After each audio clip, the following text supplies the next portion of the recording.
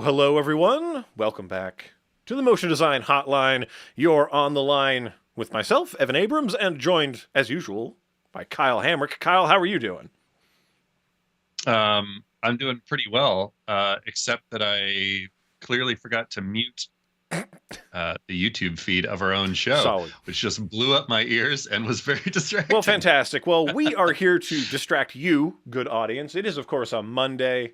It's 1,500 hours out here in Ottawa, where I'm at. An hour's different, Kyle, where you're at. And we are here to answer people's problems. We're here nominally because people sent us questions, and we must answer them.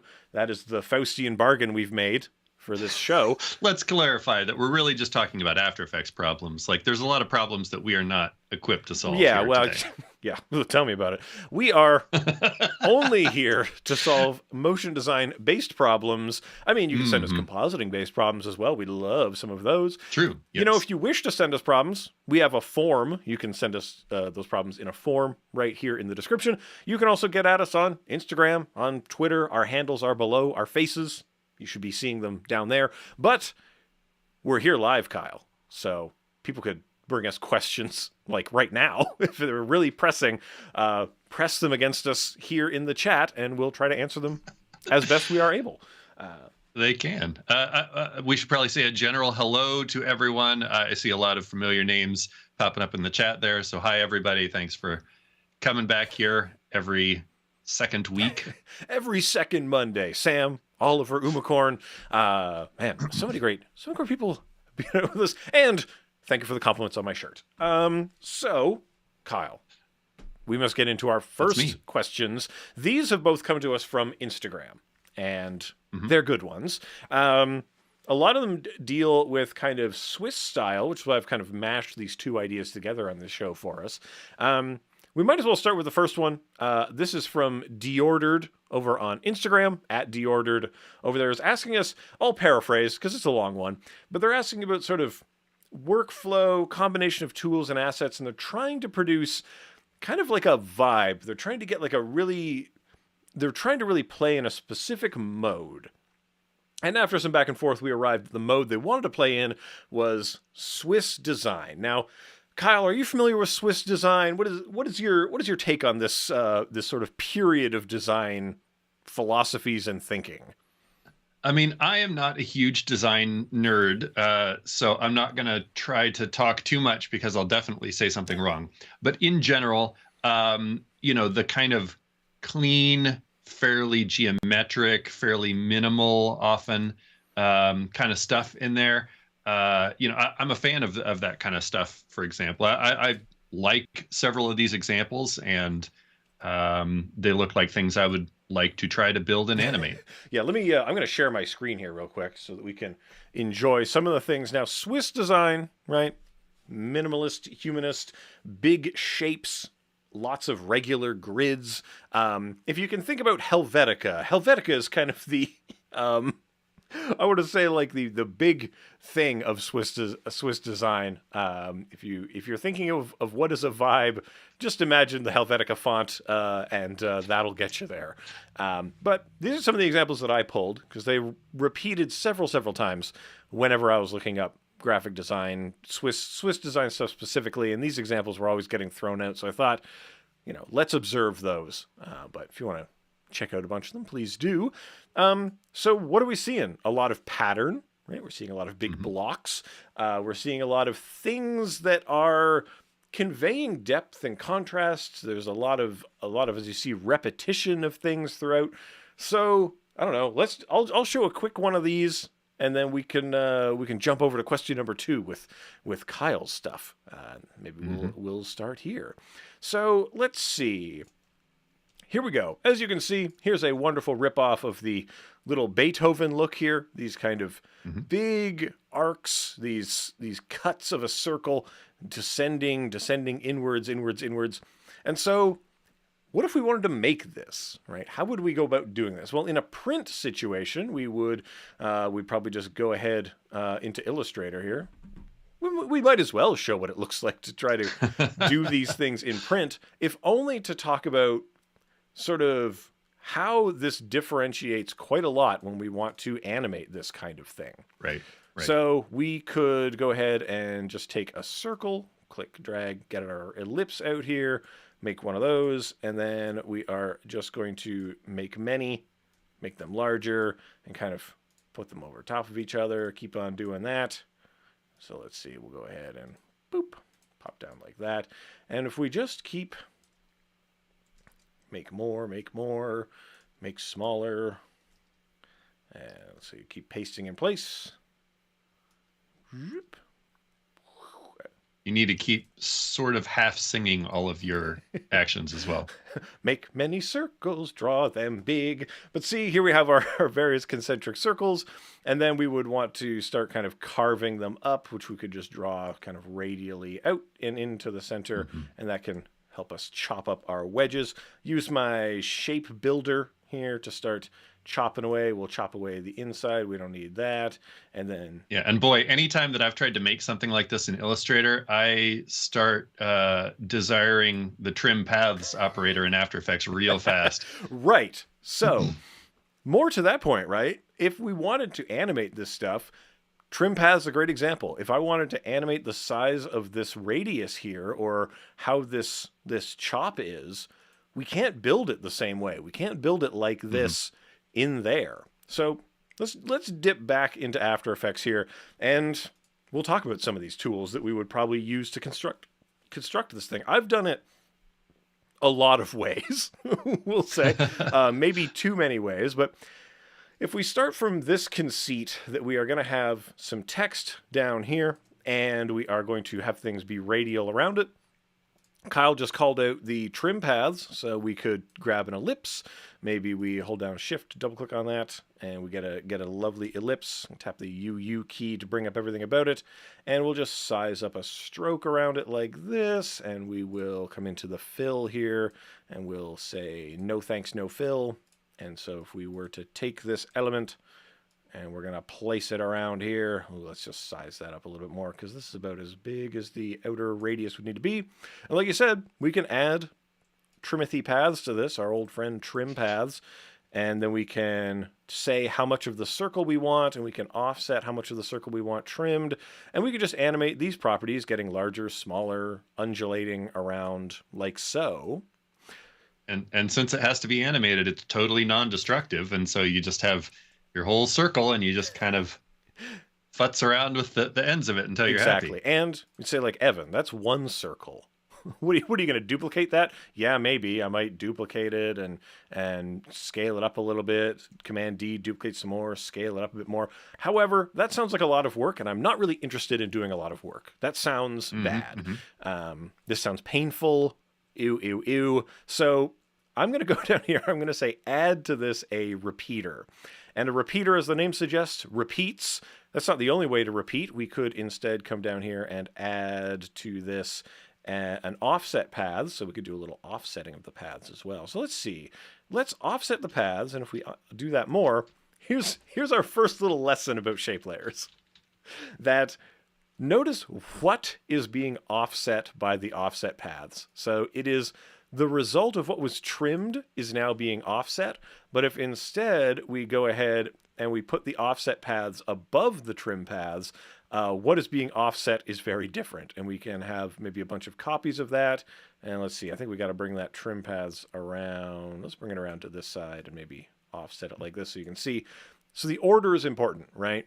This is... I think, if I can cut in for 1 second, I think the best way to think about these shape layer operators is to treat them the same as when you add effects to a layer. And so you have kind of a little recipe that you can add there, but the order that you put the pieces in makes a big deal of difference to what the end look is. Yeah, so like right here, we have 6 copies, right, that have been radiated around. And all of those 6 copies, they're all being trimmed simultaneously by this. So if we were to change the order, trim it before we do it, it looks pretty different, we would say. So you really have to be kind of aware, and you can nest things inside of groups and stuff and get really wacky with it. But if you look at that, we've offset it, we've trimmed it. Okay, thumbs up for that, but it's not really doing the randomness that we would like. So I'm going to add to this maybe a wiggle transform into the mix. So that's pretty nice. Now, wiggle transform is going to take these transformations that are nested within it, and I'm going to say the rotation. Let's mess with the rotation of this. So it's going to go plus minus, say, 60 degrees, and it's going to wiggle that, and this looks kind of like a record scratching at this point, right? But close, right? Kind of close. We're in the ballpark. And notice that the wiggle paths is wiggling each of the paths. They're separate and unique objects that can be influenced by the old wiggle transform down here. And it is wiggling, it's rotating all of them independently.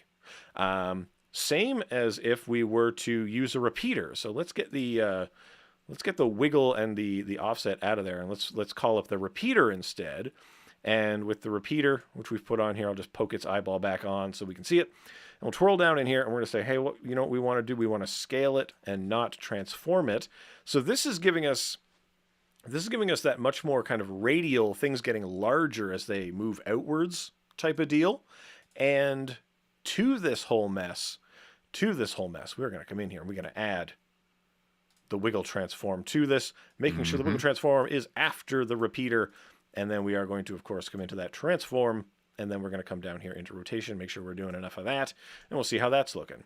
Very similar thing. Learning that wiggle transform respects the copies made by repeater is like such a breakthrough moment.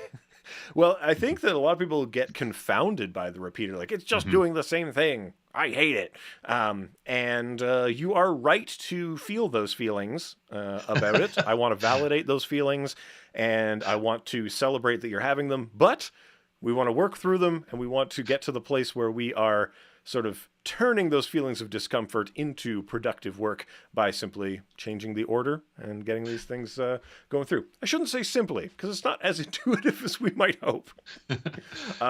However, Kyle, I promised many methods, and many methods I shall deliver to you. Oh, good. I hate this one personally. Okay, good. That's Thank a lie. you. That's good notes.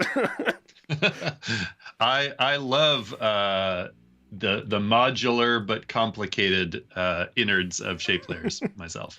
Listen, this is the Motion Design Hotline. We're here to give and receive notes. So people of the chat, come on, join in the fun. Well, I see a couple folks that some of the stuff you just showed seems to be pretty new and very helpful to them. So. Oh, boy. I hope this next one is also new and helpful. So how about this? Yeah. So it looks very similar, right? We got a bunch of little pie wedges out here, right? They're undulating around. This has a lot more of like an FUI type of deal, right? That fantasy user interface type of thing. Like if these were a bunch of undulating, glowy things, like, oh, we're really honing in the annular confinement beam, etc. I don't know why I'm doing that voice. I watch Star Trek. I love Star Trek. This is the normal voice. You're mocking yourself. This is the voice of a Trek enjoyer, right? This is the normal voice of a normal person that enjoys Star Trek. So, polar coordinates. What are we talking about here? Well, polar coordinates is an effect that allows us to take something from being rectangular. So here we have a little rectangular situation, and polar coordinates will bend it into a circle from polar to circular, or in this case, rectangle to polar. Now, the general best advice is to use a equirectangular thing, something that is twice as long as it is tall, when you make use of polar coordinates, which we have done here. And all I've done is I've filled this with a bunch of bars that are undulating side to side, right? They're having a good undulation. I'll talk you through what we're looking at in here. Hey, what's going on in here? Well, we start with a simple rectangle. This simple rectangle here is, 300 by 50, neat. Then we go ahead and we repeat, bloop, bloop, bloop. So we are repeating outwards a couple of these. Then we repeat again vertically like this, so horizontally, then vertically. And then we apply that wiggle transform out here, and the transformation that we are wiggling is the position, so they're now undulating left and right. And this weird kind of interaction that we're getting between them, where you see how they overlap? Well, the stroke is happening after all of this. So The whole thing, even if they're overlapping, we are still putting a stroke on both of them, and then we're putting a fill after that. So with that in mind, you could also put a merge paths operation in between here and say, like, actually add them together, right? So we don't get those lines. But I actually do like those lines. So I'm saying let's do the merge function, which will give us... You do you. Yeah, that's right. See, we're validating each other out here. This is what we want to do. What a friendly show. So as you can see, we now have this mass of things that is undulating. If we were to make that polar, we get this. Now, that's great, but here's one that is the same thing. We're applying the same polar coordinates idea, but how do we get the outside ones to be bigger than the inside ones? Well, in that case, we have to play around with that second repeater. The second repeater here isn't just moving things. We are actually scaling them on the vertical, and we're messing with the anchor point a bit. So you can see how changing that anchor point and changing that scale is kind of collapsing and pushing these things around. And you can make some really interesting and complex things from this. The important thing to remember with the repeater is each new repeated thing is slightly different than the next. And so the difference is they're 120% larger and their anchor point has been moved this. So each one is having that transform again and again and again, which results in things that are large out here, small in there. They're undulating around. We're doing this. And now, what else do I want to show? I want to show the CC cylinder fake out here, which is pretty great. So CC cylinder, this is fun. Imagine, if you will, we are staring down a cylinder, right? Hard to imagine, I know. I'll just delete that from... No, look, I'm doing examples right here. Oh, that's good. Yeah, is that helpful? Yeah, that's really good. Okay. So here's that equirectangular thing again, right? It's just hanging out here in the middle. You know, we can scale it up, we can move it around, and I'm just going to deploy the CC cylinder into it, right? It's an effect. You drop it on there. The result is that it wraps it around a cylinder, and we can come into the sort of rotation of that, and we can rotate that cylinder around. We can rotate it thusly. Hopefully you can kind of see how that is updating in our little viewport out here. Let's just switch this to fit it in like this. Boop. So what I'm going to do is we're just going to stare down the barrel of this thing, right? We're going to look straight down it. And right now that doesn't look like much because what we need to do is add a new camera into the mix. And we are going to use a very kind of fisheye, very wide angle situation here. Maybe the 15mm preset. We hit OK on that. And now we are observing that CC cylinder through the camera. And that camera is distorting this thing quite a bit out like so. So we are getting this kind of wonderful distortion of the element out like this. Now, I will say there are some things you'll probably want to change. So within the CC cylinder itself, we would probably want to come into here. We are going to come into kind of the light and the shading. And we're going to say, like, let's just get 100% ambient light in here so that we get that high contrast situation. But we can fake it up. The thing that's a little bit weird with this is I'm moving this thing around and it doesn't seem to care where the camera is, but it still respects that the camera focal situation that was going on. So, yeah. I do love extreme cameras like that to create very stylized looks that are otherwise kind of hard to pull off. I like that trick. Yeah, and it is, of course, Umacorn, James Bond vibes. Absolutely. You want to talk Swiss style? Well, that was very in vogue, sort of at the time. So all of the science fiction-y, interfacey elements, all those wonderful Saul Bass intros to stuff is all playing on the same kind of principles and ideas. However, there's, as you've seen me do here, many ways to perform the exact same thing. Kyle, maybe we could dovetail off of that theme and talk about question number 2. Segue master over here. Yeah. Well, a segue that is very clear to us, but perhaps not to the viewers yet, which is maybe the best kind of segue. Yeah, it's a tease. Yeah, and I think, perhaps one of the big takeaways from that is that there can be a lot of different ways to animate a particular look.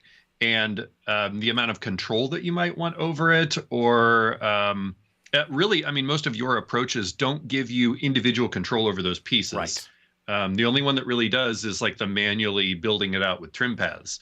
But if you're happy enough with some of those slightly random things, then obviously it's much easier and faster to build if you understand some of the modular nature of things there. Right. So it is this play between the procedural and the manual. And I don't know, for the purposes of creating loops and stuff for the internet, we want procedural, especially something fractal based or Perlene noise based. Hold on, let me push my glasses back up. And because those are things that we can loop, right? They are random, but we can loop them, which means we're able to create seamless and wonderful loops. But our second question, Kyle, let me read you the second question that came in. This is from Andy. And they actually sent us, they asked if we could talk about the transitions between some stuff in a storyboard that they were working on. So they were, oh, you've got your own glasses. That's wonderful. Kyle, those are good looking glasses. I just happened to look at the preview monitor. These are from a screening of Wayne's World that I went to a couple years ago, and they say party time excellent over here on the edge. But these are my go-to nerd glasses when I need a costume moment, I guess. So here we are. What Wayne's World could not anticipate is that that's what all designers would wear. So in this situation, right, they're asking us to transition between two elements in a storyboard. Which I have up on my screen if you want people to see it. We'll go to your screen. So this is, from what I understand, this is a big body of work from someone named David Coley, a poster artist, I think, in the UK. As you can see, though, this is very in vogue with Swiss design, right? Similar motifs. I don't know, Kyle, talk us through the challenges presented to us by this viewer. Yeah, so I believe that Andy was asking, because they need to put together sort of a retrospective of all these posters and animate between each of them, which, sounds interesting, but a lot of them are quite different. And so it does seem challenging. And Andy did submit the kind of the storyboard that they had come up with. And you can see a lot of really interesting things in here where they kind of picked one element and kind of moved from that into the next one, and then turned this into sort of a single line that becomes that, and then that rotates into that, so on and so forth. And I think there's a lot of clever solves in here, but rather than trying to kind of do any of these specifically, I thought that maybe boiling things down to their simplest form and talking more about just how do you kind of transition from one thing to another thing? Yeah, was really probably the best use of our time today. Well, the challenge would be we could show you how to do this project, but I don't know if it would have a lot of use to your projects at home. So right. We try to be as universal as possible. This is news you can use, folks. And so to finally follow up on that segue that I managed to utterly destroy about 5 minutes later, I came up with a bunch of different approaches to simply transitioning from this look, where you have a large square and a small circle, and they're in this arrangement, to this look, where they have switched places. And, obviously this is a pretty simple change here, but you can take a lot of different approaches. And I thought this was a good way to explore, like, what does that change? What does that motion actually communicate? Right. Yeah, it's one thing to go visually from one board to another, which quite frankly I think is, or at least for the longest time, was just pretty much what motion design was, right? We've got these two things. We need you to get from this to this, and they got to flow into each other, and we just repeat that for the whole thing. And ideally, those boards line up with Synergy or shareholders or something like that. I do a lot of corporate work, so right. And to kind of come back to this example, for a long time, I think everyone in motion design, or probably motion graphics at the time, was very, very fixated on this thing where, like, things always had to sort of flow perfectly from one thing to the next. And it seems like perhaps a more recent discovery of being able to use things like match cuts that can be a lot easier and sometimes more effective than always needing to morph everything into the next layout.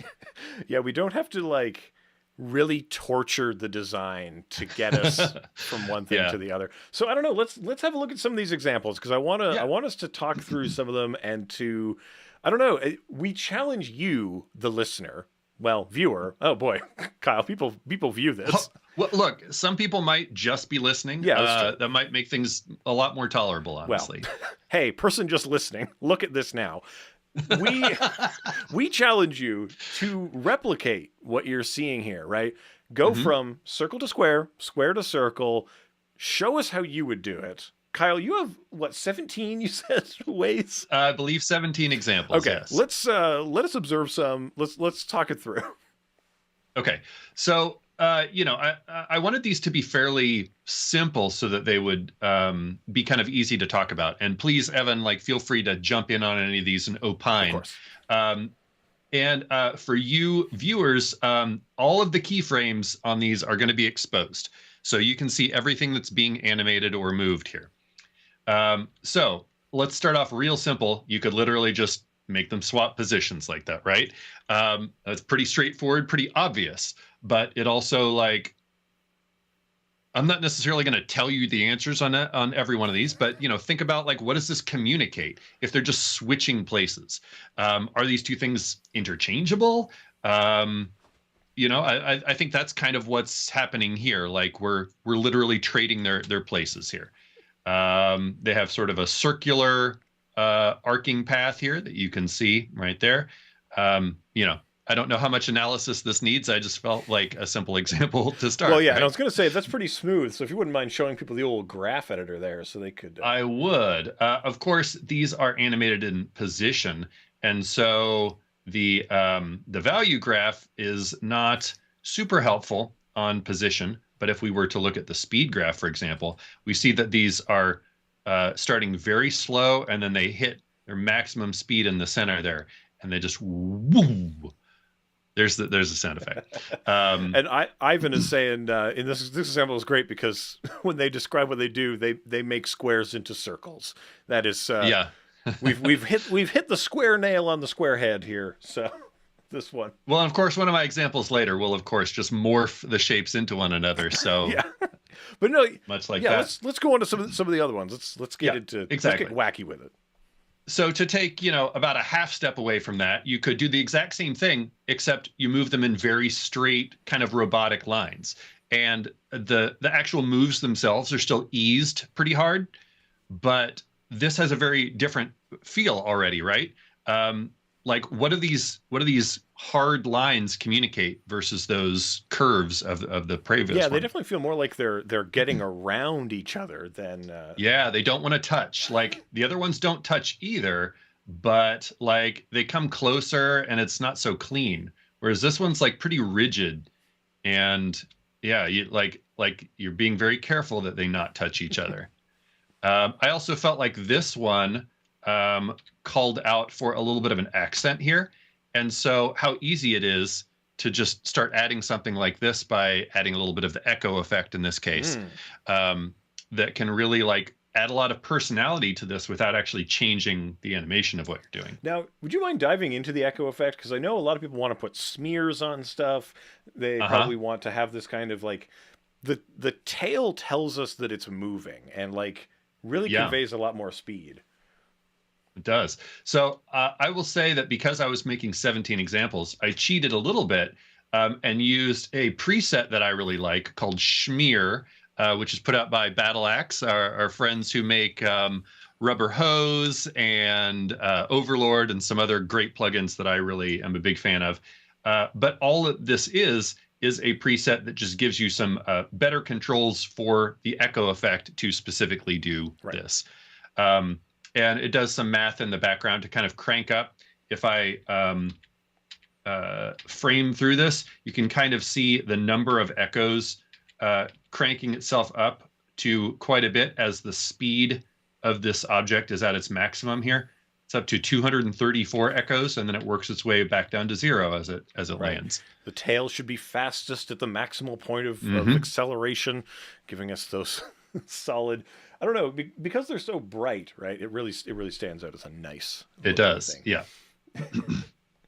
Yeah, always start your day with a schmear on a bagel. That's what we want.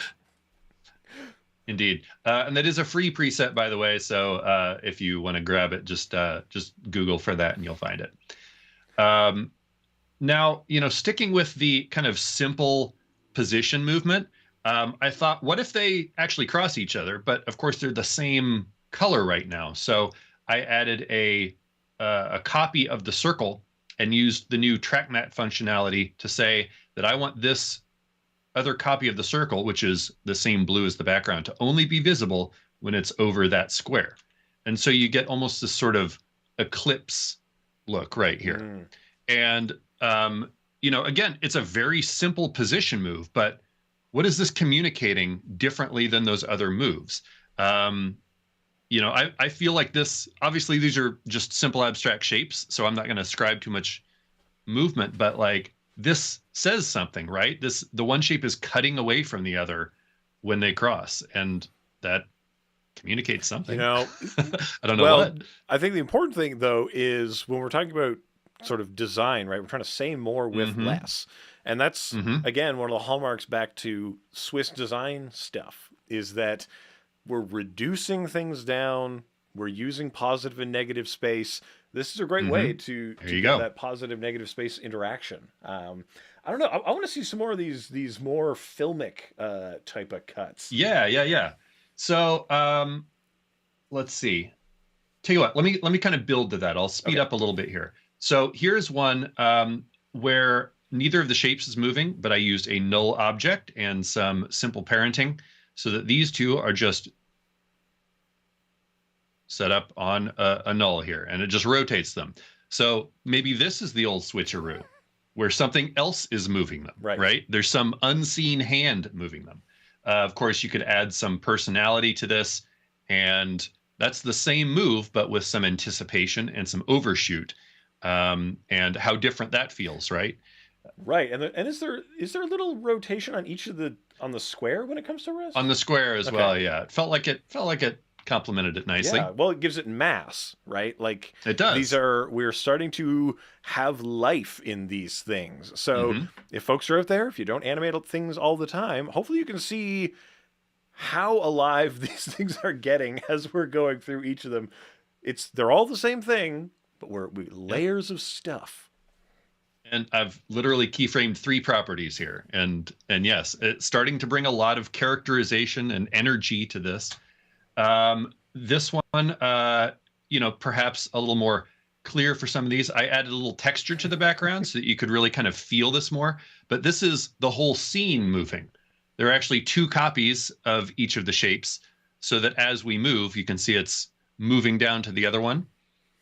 So that's a pretty common thing in some of the stuff we were talking about earlier, where you're going to be moving between 2 different shapes. But, maybe instead of this, does this help create some continuity, even though they're changing places?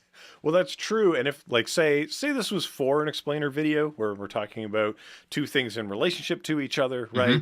Now we're showing a different scene. It's like, if your case is like this, if your case is like that, right? It's a compare and contrast type of deal. But we get to feel that they're connected too, though. That these 2 cases are connected. Right. And of course, the same thing horizontally, which has a little bit of a different vibe, but pretty similar.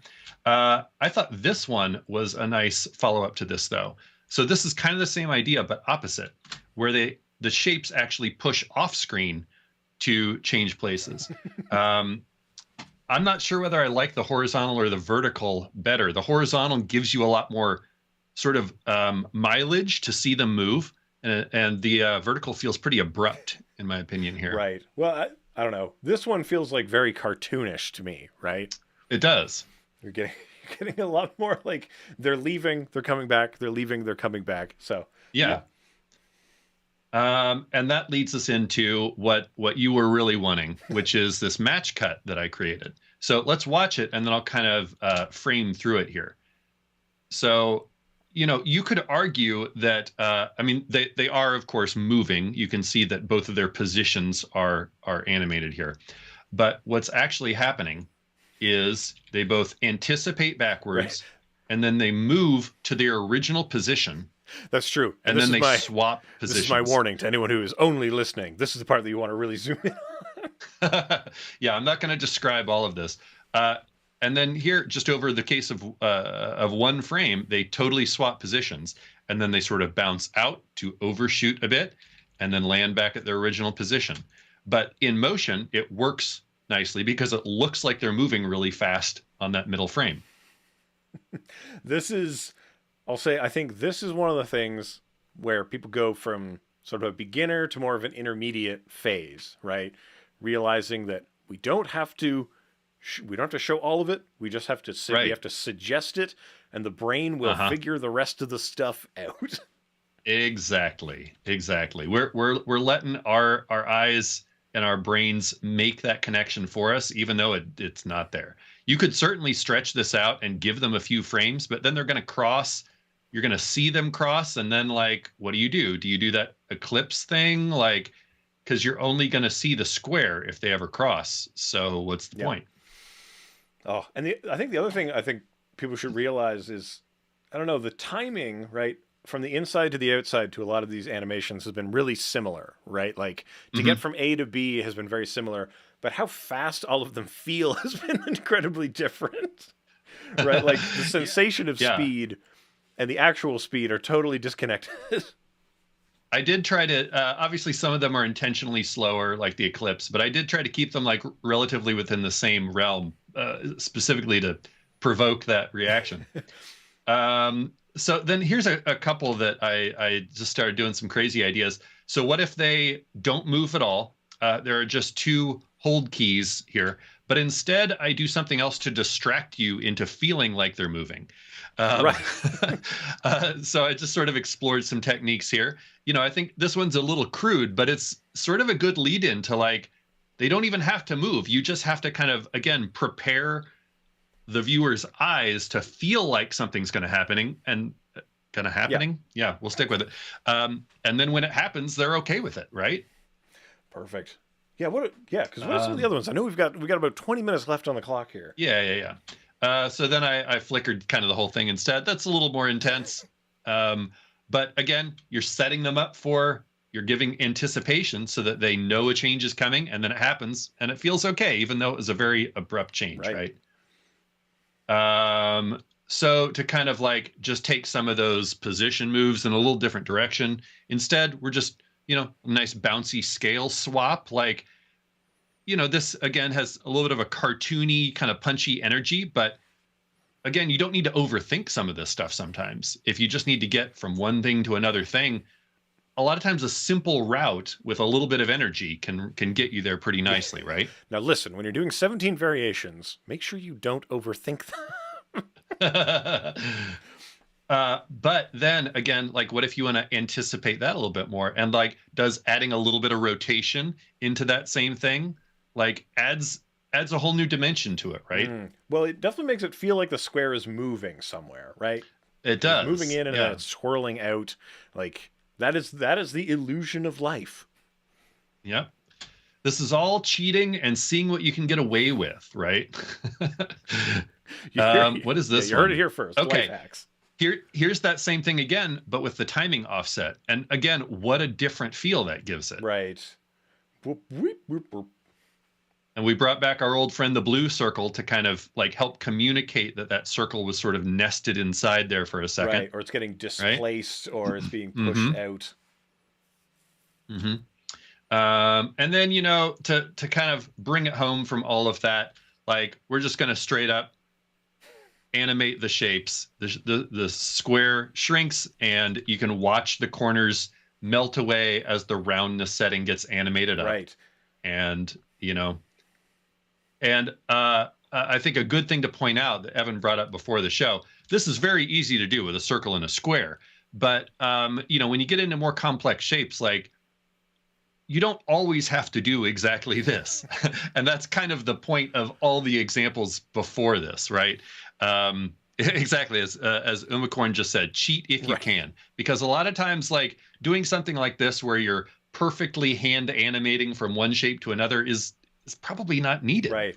Well, and I guess the other thing to bring on, because this will help transition us to our third segment of the Hmm. day, is that the construction of those objects, right, is really critical to how you're going to get from one to the other. Like, if that Yeah, circle was made out of an ellipse shape layer, you can't get from there to square. You have to start with a right. square and then round its corners and shrink it down until it becomes a circle. Here's a little tip. In shape layers, the ellipse looks the same as a very rounded square. Well, one of the really interesting things that I've seen done is we're going to take that square, we're going to round it off, we're going to make it a circle, and then if the circle slides left or right, it elongates into a rounded Hmm. rectangle and then snaps the back end coming to it. Yep. Like the thing isn't the thing, I guess is what I'm trying to say, right? It Right. looks like the thing, but it's not the thing. And the only way we can really animate it is because we're setting up this illusion where we have to anticipate the needs of the middle that should accommodate the needs of both ends that we're trying to Yeah. get to. And to your point there, you could very easily do that echo trick that I used before and just not fill it with Right. a different color. There we go. That's a stretchy objects there. Yep. Bloop. Well, good. Well, Kyle, thanks for showing us all those variations. Good people of the chat. We encourage you to go make your own, share them with us, send them at us, tag Adobe Live, tag Kyle, tag myself. We want to see if you can make some stuff. We want to see what variations you might bring to us, at least before our next show, and we'll make sure that we shout out anyone who does the work. We're gonna shout you out on the thing because we want to see what you do. And I think the fun thing about doing something like this is that because it's so simple, it's quite restrictive, and it makes you come up with, try to come up with creative solutions. That's right. The pressure of limitation will create the diamonds of genius. Now, speaking of diamonds of genius, Kyle, um, let's go back to my screen real quick, and I'll show you another example of one of these things here. One of the ones that really stood out to me. Well, there's two. Hopefully, I have time to do both of them.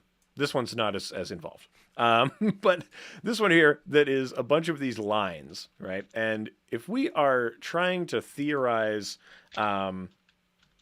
sort of how would we like to animate such a thing, or what would we want this to do? And that's going to change how we are going to construct such an object. Mm-hmm. If we made this in Illustrator, this is just a bunch of trapezoids, and they kind of dovetail into each other, and they create this herringbone pattern here. The graphic visualization of abstract data sounds like a good book to me.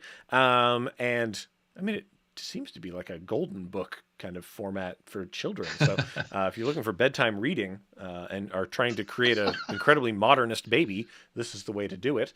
But how are we going to construct this depends on what we want to do with it.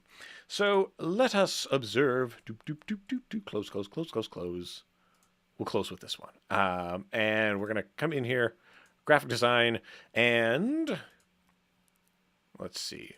To begin, whenever I think about this type of thing, my thoughts immediately go to how am I going to construct such a thing? What's the easiest way I can construct this? Now, we could do it just by drawing all the things, but I've gone ahead and we've started with ding, ding, ding, fractal noise. Yeah. If you play motion design bingo, cross off your fractal noise square because we've got fractal noise in the mix. So fractal noise, we've amped up the contrast a little bit. But within here, we then put a mosaic on that, and the mosaic is going to chomp this bad boy down into squares. So 3 across, 10 vertical, and then we end up with this. We go ahead and drop a threshold on that. So we're just saying some go black, some go white, exactly like this. And then I put a grid on there, and I use the grid to slice it up with some lines. And now we've created a thing that could be animated, right? We could do lots of stuff with it. We could mess with the actual fractal noise and have that kind of move these little blocks around if we wanted. So we've got a thing that we can procedurally change. give us 2 thumbs up for procedural change. I'm a fan. Well, I mean, why are we making these things by hand? That's not why we have effects. But I'll drop in something to offset this in space. Now, what is the offset effect doing? Well, the offset will just simply slide everything around, and it wraps around the other side when it comes through. And I've keyframed this to just slide on into eternity, right? So it's looking like this thing is scrolling on past, and it's doing a pretty dang good job of scrolling itself on through, and we get this wonderful looping scroll. It's a little bit too uniform for me, so I'm going to bring in an offset of time. That's right. In After Effects, you are the Time Lord here. You are a master of space and time. So let it go to your head, I guess. I don't know. So we've got our time displacement effect that requires a map, right? We need to give it a map of time. Kyle, I'm afraid I'm sounding more psychotic all the time. I entirely just tuned you out. Kyle, I need a map of time. Listen to me. All right. So the time remapping effect is going to take black and white values. In this case, again, a fractal noise and a mosaic to create this situation. And it's going to say, well, the white areas will happen sooner, the black areas will happen later. It's going to offset them away in time. Now, the result of that is that yikes. We're offsetting space, we're offsetting time, and we are ending up with something that is sliding along at different time intervals. And the reason it's doing that, or at least it'll be slid like this, right? And each one is a little bit offset from each other. Now, I've gone ahead and then evolved the fractal that is the map. So the map is changing. Kyle. If you want a little more explanation about some of what Evan's talking about, we're using it to offset time here, but we talked about some of this displacement idea and how white and black values can use that 2 episodes ago. Oh, that's true. Yeah. Kyle, I keep forgetting that people are not watching these in sequence. I mean, they could be. That's right. If you binge these, they'll make more sense to you. But the important thing here, right, is that the map of time is evolving.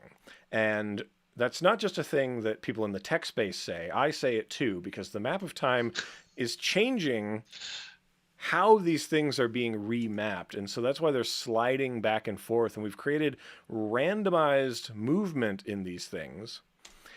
I might say you're disrupting. I'm disrupting time. If any startup says they're disrupting time, watch out. Anyway, so then the next thing that I want to do with this is just a little bit of an adjustment layer on top of it. And this adjustment layer will do a few things. First, I'm going to invert it because for some reason I was working backwards with this. And inverting the RGB is just going to take the black and white values and switch them. And then I use the set channel to set the alpha to the luma. So anything that is white becomes solid. Anything that is black becomes transparent. And so now we get holes. Everything's got holes. So I've created this cool wall. So what? What do you do with it next, right? Cool wall, I guess. Put polar coordinates on the top? Listen, I'm not putting polar coordinates on this. We're doing something else. We need to create that ziggy-zaggy wall, right? We need to make the wall. Chop, chop, chop. So here is a way that we might do it. Step 1, let's do a 3D way. So that's going to end up looking a little something like this. That's pretty close. We can perform this. We're gonna create a little composition here. We are going to go with the social media square, and all we need to do is bring out our walls. Plonk that on down. We're going to make that 3-dimensional if we so choose, and I am going to. We do. Yeah. Well, I mean, we're doing it, man. I choose. It happened. I choose. So I'm just going to move the anchor point over to one of the corners or one of the edges, right? I want it to be over on the side, because then I'm going to take a mask, a rectangular mask, double click, which puts a mask around this thing, puts mask around the thing, shrink it down like that. I'm going to duplicate, hit Y, my pan behind tool, bring my anchor point to the edge, take our mask here, extend the mask a little bit like this. I'm being a little bit rough, not being exact thirds. Duplicate again. Grab its anchor point with the pan behind tool. Move that, snapping it to the edge. We're going to grab that mask and extend the mask out this way. So what do we got? Well, we've got wall panels that are going to hinge around that edge. So we might as well hinge them. So let's hinge that one back like so. And then we are going to parent it to the neighbor. And then so it follows clunk, along. Clunk like this. There you go. go. We're going to get this one and we're going to clunk, clunk after some parenting. Don't forget to parent. I don't have kids, so I don't have to worry about it. So then we move this over like this. And now we've got our little screen that we can use to go back to that other thing that we talked about, cameras. Make a camera. Don't make a wide camera. Make a long camera. And this will help flatten or compress our scene a little bit. I like to then make a new null, parent the camera to a 3D null, and then we will use that null's rotation to just get us up at a bit of an angle if we want to make this like a zigzaggy like so. So there we go. That's quick and dirty how we get there. I will say, Kyle, obviously there are some notes to deliver to this way of doing it. What I do like about this is that we can really quickly kind of change our angle on this thing, and it looks freakish and fun, right? That's a neat kind of skewing. Yeah. I'm also going to press play on here, and you can see that all of those changes we made, they're wrapping around the corners, right? Yeah. It flows nicely. Yeah, it looks like that contiguous line going over the corners, and that's pretty nice. But again, we don't have a true parallel camera in After Effects, and so we're always going to have perspective. So how about a two-dimensional method? Now, one wonderful two-dimensional method, again, this is a callback to a previous episode in which Kyle expertly told us how to make use of a gradient to then distort things. So we're using this gradient as a map for displacement to displace these pixels vertically. And as you can see now, we've got this nice and distorted going up and down like so. So it's being distorted using what we call the displacement map effect, and it's doing a very good job. However, not my preferred method. I didn't like that. Fine. I'm not hurt by that. No shade on the displacement map, okay? It just has the bad habit of sometimes having it gets a little chunkified, right? It can, yeah. And so I thought, well, how about we go in here, and I'm actually going to, similarly as I did before, chop this up into 3 panels, and then use the transform effect and its skewing powers. So we can use this to actually skew a layer. And so these are 3 skewed slices that are doing a wonderful job of undulating, and it's really doing the thing that we wanted. So from there, it's just a matter of styling it up how we want, right? We've got that thing. I went ahead and applied a fill on it so we can get the color that we want, and everything's kind of coming together. Now, Kyle, I know we're running out of time. I had one more thing that I truly must show people, and that is this was something that I showed off on Instagram. People loved it on the Insta, so we got to talk about it here. This is some undulating text, and the text undulates so nice as it waves on by. We got to talk about text animators a little bit here. A little bit. All of this is just done with 4 text animators. On one layer. Yeah, all on one layer. The best thing to do is to actually strip away all but one of them so you can see what it's doing. So you can see this change being propagated through the corpus of text as it moves on by. What is this thing doing? Well, this is a text animator. The text animator is simply being offset. It takes a good 25% chunk of the thing. So the text animator itself is 25% wide, and we're offsetting it through. It's set to triangle, so the change that it's making will be most amplified in the middle and least at the edges. And then we are simply using a scale and line space change to propagate through this. And it looks so smooth because we've actually eased high and eased low on the edge of it.